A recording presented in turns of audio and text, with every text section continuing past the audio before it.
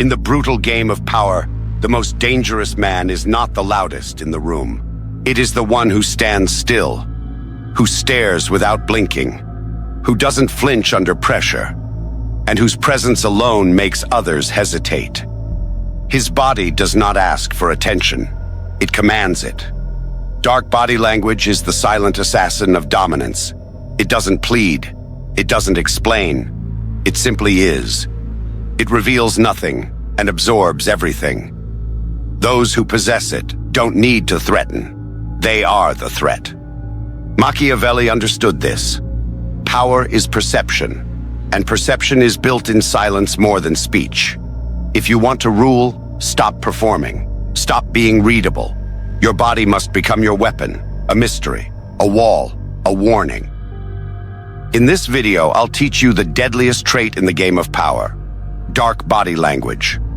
Why it terrifies your enemies, hypnotizes your rivals, and earns silent respect even from those who want to destroy you. Most people move too much. They tap their feet, adjust their clothes, nod excessively. It looks harmless, even polite. But in the game of power, it's weakness on full display. Every unnecessary movement signals anxiety, insecurity, submission. And that's why the most dangerous people in any room are the stillest. They move only when necessary. They sit without shifting. They stand like statues. Their stillness isn't passive, it's calculated. It's unnerving. It makes people wonder, why isn't he reacting? What does he know that I don't? That's the point. Stillness creates tension. Tension creates psychological control. When you're still, you force the other person to fill the space, to talk more, to react more, to expose more. You place them under a silent spotlight, and you stay in the shadows, watching, calculating, judging. It doesn't matter how big they are. If they move too much, they look nervous. If you remain still, you look in control. This is not about being robotic. It's about using motion with intention. The less you do, the more weight your actions carry. Machiavelli would remind you, true power doesn't announce itself. It waits, silent and still, until the moment it strikes. So train your stillness. Practice sitting without fidgeting. Learn to hold eye contact without blinking rapidly. Slow down your gestures. Move only when it's strategic, never impulsive. In a world of overreactors, the man who does less becomes the man they fear more. Because a predator that doesn't move, that's the one you never see coming. Most people think lying is about words. But the real lie, the one that deceives, manipulates, and dominates, comes from the body. Why? Because people don't listen to words. They listen to how you say them. They watch your eyes, your posture, your hands. They study your body to detect the truth behind your mask. That's why most liars fail. Their mouths say one thing, but their bodies betray them. Their voice trembles, their legs shake, their smile comes too fast. They're exposed before they've even finished the sentence. But the Machiavellian does something else. He trains his body to lie and be believed. He understands this fundamental truth. If your body looks certain, the world will believe almost anything you say, even if it's a lie, even if it's outrageous, even if it's dangerous, because certainty sells and uncertainty kills. Think about the con artist who sells the illusion, the CEO who hides fear during collapse, the politician who speaks calmly while the empire burns. They all use the same tactic: controlled body language. Their posture, relaxed. Their face, blank. Their tone, even unshaken. Their gestures, minimal, deliberate. No matter what's happening internally, externally, they are unreadable. And that creates credibility. You don't need to be telling the truth. You just need to look like you have nothing to prove. Here's how to train your body to lie with power. Detach emotions from your expressions. Learn to feel panic without showing it.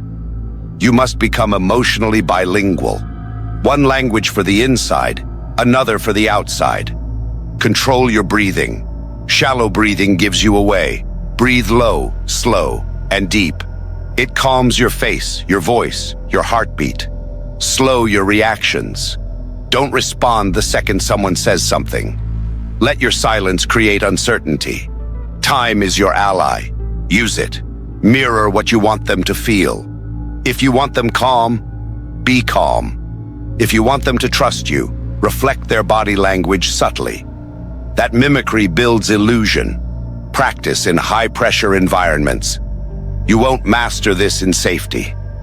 Put yourself in uncomfortable situations and rehearse your stillness. Train under fire. Most people live reactively. Their body leaks their every thought. But if you can lock your body into the image you choose, you're free. You can lie without detection, manipulate without suspicion, lead without qualification, because no one questions the man who looks sure of himself. Machiavelli would tell you, it is not necessary to be good, only to appear so. And appearance is built through behavior, not intention, not morality, not truth, just control. This is how spies infiltrate, how rulers deceive, how the cunning survive. They are not honest, they are composed. They understand that in the game of power, perception is reality, and perception begins with your physical presence. So from this moment on, your body is no longer a mirror of your emotions. It is a weapon, a mask, a tool. Train it to tell the story you want others to believe, even if it's a lie. Especially if it's a lie. Because in this world, the truth doesn't win. Certainty does. There's a reason predators lock eyes before they strike. Because the gaze is war, silent, psychological, and devastating. Most people fear eye contact. They flinch, they look down, they break it too early. And every time they do, they lose status. You might not notice it, but the human brain does. Eye contact reveals everything. Who's in control?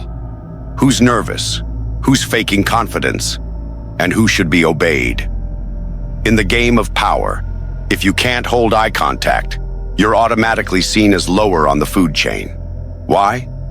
Because eye contact is dominance without violence. It's confrontation without words. It's a test, and most people fail it. But the powerful pass by doing something most never train. They learn to stare without emotion, without flinching, without blinking too much. Their eyes say what their mouth doesn't have to. I see you. I'm not impressed, and I will not move. This is not aggression, it's control. The goal isn't to intimidate with rage. That's too obvious, too emotional. The goal is to disturb with certainty, to make the other person question themselves with nothing more than a calm, fixed gaze. Now here's the Machiavellian twist. If you control your gaze, you control their mind. People become uncomfortable when you look at them and show no reaction. They begin to wonder, did I say something wrong? Why isn't he reacting? Is he judging me? That uncertainty creates submission.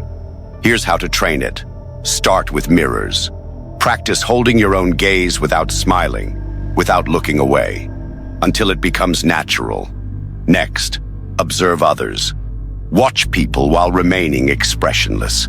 Make it a game. You'll see how quickly most squirm under silent observation. Then apply it in conversation.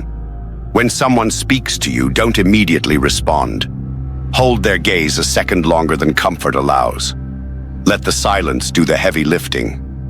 You'll notice something strange happens. People start explaining themselves more. They start agreeing with you more. They try harder to earn your approval, even if you never asked for it. That's the hidden power of the gaze. It forces others to question their place, while affirming yours. Now be warned, if you're not grounded internally, this won't work. You can't fake confidence through eye contact while your body shakes with fear. That's why part 1 comes first. Stillness creates the foundation. The gaze is the second blade, sharper, faster, more surgical. Master both, and you'll develop a presence that unsettles even your superiors. People will say things like, "There's something about you," or "You make me feel seen, but not in a good way." Good. That's what you want. Machiavelli would tell you, power isn't always about making people like you. It's about making people calculate around you. If they feel watched, they behave. If they feel judged, they correct themselves. If they can't read your gaze, they retreat. And when your eyes radiate calm pressure, like daggers resting on the table, you don't need to argue. You don't need to explain. You've already won the psychological battle before a word is spoken. So the next time you walk into a room, don't smile first. Don't look down. And don't blink just because they did. Let your gaze speak what they're too afraid to hear. I don't need your approval. I don't need your comfort. I'm here to observe and dominate. In the hierarchy of power, there's an unwritten rule. The one who reacts first loses. The world is filled with provocations, tests, insults, emotional bait. And most people fail every single one. They defend, they explain, they get angry, they react. And every reaction is a gift to the enemy, a glimpse into your psychology. Now they know what bothers you. Now they know what moves you. Now they know where to press next time. Understand this. In the game of power, the moment you react, you become predictable. And the predictable are easy to control. The powerful don't flinch. They don't argue emotionally. They don't respond to every provocation. They wait. They observe. And while others show their hands, the powerful keep theirs hidden. Machiavelli would advise this: let others reveal their emotions. Let them overstep. And when they are exposed, strike with precision. But you can't strike if you're too busy reacting. Look around you. The weak can't stay silent for more than a few seconds. They need to speak to validate themselves. They need to explain to feel understood. They need to argue to feel in control. That's not power. That's panic. Power is patience. Power is silence. Power is restraint under pressure. You think silence makes you look weak? Only if you're insecure. In truth, silence makes them uncomfortable because they can't read you. They don't know what you're thinking. They don't know if you're angry, amused, or plotting. That ambiguity is terrifying, and it's one of the greatest tools of dominance. Here's what you must internalize. Emotion is not your enemy. Visibility is. You can feel rage, but show none of it. You can feel insulted, but show no reaction. Because once they know it hurt you, they know how to own you. The moment someone says something insulting and you flinch, they win. The moment you defend yourself too quickly, you lose position. The moment you try to prove your worth, you've already accepted they had the power to question it. Train your stillness in the face of provocation. When someone tests you, don't rush to correct them. Let their words hang in the air. Let them feel the discomfort of your silence. When someone makes a joke at your expense, stare at them with complete stillness. Let them explain what they meant. When someone raises their voice, lower yours. When they speed up, slow down. When they lose control, you remain unmoved. Because the one who remains calm under pressure doesn't just look like the authority. They become it. Think about every leader, boss or dominant figure you feared or respected? Were they loud, emotional, reactionary? Or were they terrifying because they didn't move, didn't respond, didn't break? They made you feel like you were shouting into a void, that your performance bounced off a wall, and you started to question yourself, not them. That's the goal. Your lack of reaction creates a mirror, and people begin to see their own instability. Machiavelli would say, "He who remains unmoved forces others to move first, and the first move often reveals the weakest player." So stop giving people the gift of knowing you. Stop rewarding provocations with emotion. Let them try to shake you and fail. Every second you hold your calm is a second they unravel. Every silence you maintain is a rope tightening around their ego. Every non-response is an unspoken declaration of dominance. From now on, if it doesn't serve your strategy, don't respond. No emotion, no explanation, no validation. That's not weakness, that's control. And control is the currency of power. There's a moment in every room where silence becomes louder than words. When your stillness forces others to shift. When your absence of emotion begins to choke the space.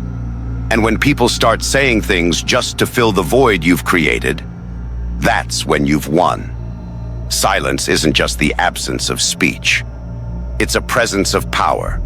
A carefully deployed force that makes people doubt themselves, reveal secrets, or retreat entirely. Most people use words to gain power, but the powerful do the opposite.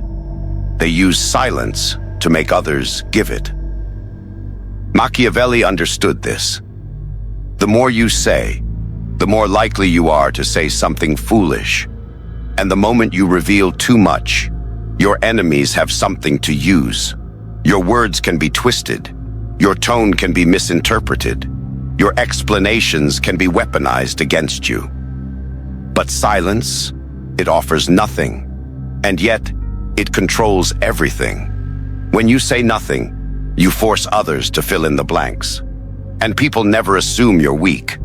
They assume you're calculating. They assume you know more. They assume you're dangerous. That assumption is power. Silence creates space. And in that space, people project their insecurities.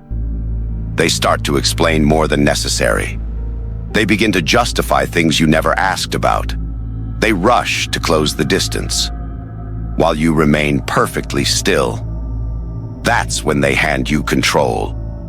Not because you took it, but because you made them need your approval.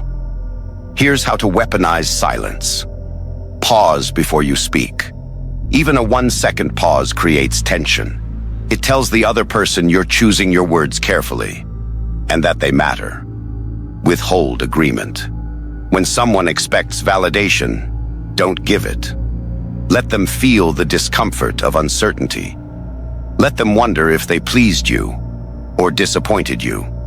Use facial neutrality.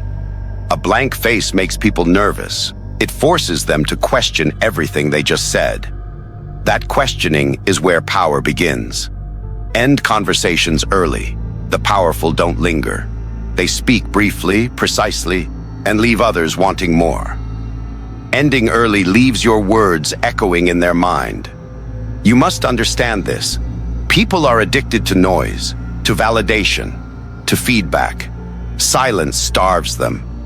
And when people are starving, they become vulnerable. They chase attention. They chase closure. They chase you. That's power. But silence is not the same as passivity.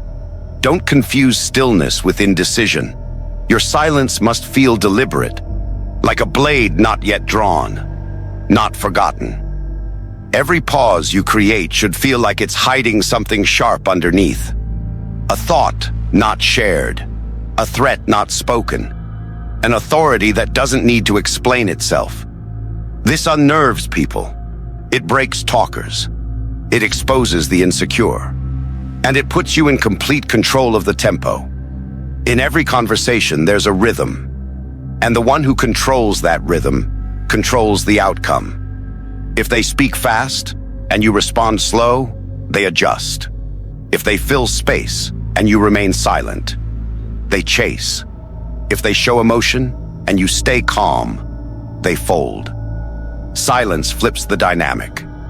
They begin to seek your approval. They try to earn your attention. And that subtle shift is what separates rulers from followers. Remember this law. The person who speaks least appears to have the most power. Because power isn't loud, it's strategic. It says more through silence than most people do with speeches. When your presence creates pressure and your silence makes them doubt, you don't need to shout. You don't need to argue. You don't even need to speak. Because they've already lost the moment they try to interpret your silence. You've seen it now, the way the weak give themselves away. In every twitch, glance, and nervous laugh. They don't realize the battlefield they've stepped into. Every room is war. Every interaction is negotiation. Every word, every movement, a signal. And most people leak weakness before they even speak. But you've begun the shift. You know that the most powerful man is not the loudest, not the one who smiles the most, not the one who fills the silence with nervous words. It's the one who sits still while the room shifts around him. The one whose silence makes others talk. The one who walks slowly, not because he's lazy, but because he owns the pace. He owns the space. There is no room for random behavior now. No space for accidental reactions.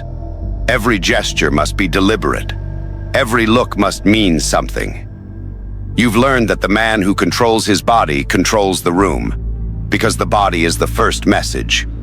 Before the handshake, before the greeting, before the negotiation, the message has already been sent. Stillness is now your signature, your stare, your shield, your walk, a declaration of intent. No wasted energy, no signs of hesitation.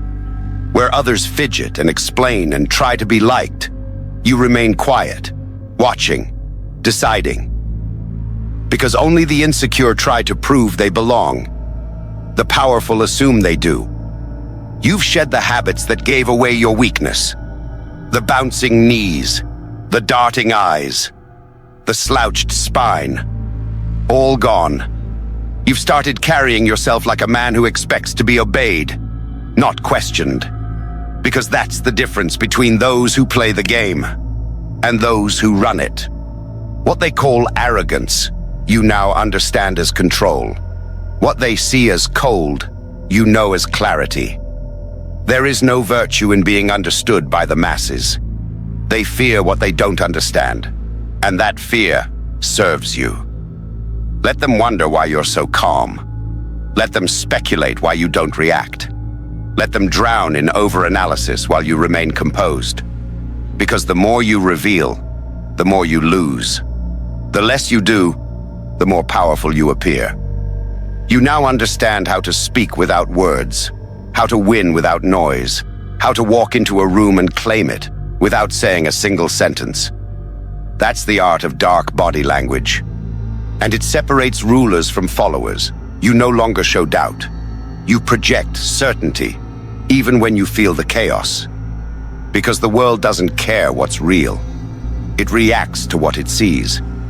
And if you can show strength when you feel none, people will believe you are invincible. That's the ultimate deception. That's the ultimate power. You are not here to make friends. You are here to be respected. You are not here to express yourself. You are here to command attention. And if they find your presence intimidating, good. That means it's working. This transformation is not temporary. It's not a style. It's a shift in how you exist. A complete rewiring. From now on, every room you walk into is yours. Not because you're the loudest, but because you move like you own it. And when you stop moving entirely, the world leans in. If this video sparked something in you, if you feel that fire, then remember this. No one is coming to give you permission. You have to seize it. You have to earn it. In silence. With control. Through presence. Subscribe. Not for entertainment, but for evolution. Like the video, not to support us, but to declare that you're done being overlooked. Comment below. Tell us what changed, what you're leaving behind, what you're becoming. Because this isn't just content, it's war strategy. This is Machiavelli. And this is how power enters the room before you do.